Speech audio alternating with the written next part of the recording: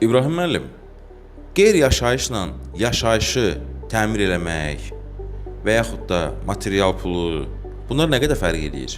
Bu ümumiyyətlə bir çox adamı maraqlandıran sualdır ki, məsəl üçün əlimdəki investisiyanı dəyərləndirmək üçün ev alım, yoxsa qeyri-yaşayış alım? Belə el arasında desək, obyekt. Obyektlə evin təmirinin arasında qiymət fərqi obyektin təyinatına görə dəyişir. Əgər obyektin təyinatı icarəyə veriləcək sahənin təmirində sərf olunan material və işçiliyin xərcinə görə dəyişir. Bəzən evin təmirindən yuxarı həddə 1 kvadrat metr üçün, bəzən isə aşağı çıxa bilər. Ancaq belə uçurum olacaq qədər fərq eləmir. Sadəcə təyinatına görə bəzən qeyri-yaşayışda qiymət yuxarı ola bilir, bəzən isə aşağı ola bilir, mənzildən, evdən fərqli olaraq. Siz qeyri-yaşayışı, obyekti əgər restoran kimi dəyərləndirəcəksiniz, təmir edəcəksiniz ki, təbii ki, xərclər çox çıxır, orada avadanlıqlar və s. çox xərc aparır. Amma oranı ofis kimi təmir edəcəksinizsə, təbii ki, xərciniz az çıxacaq. Qaraqoyunlu inşaat. İşinizi peşəkarlara həvalə edin.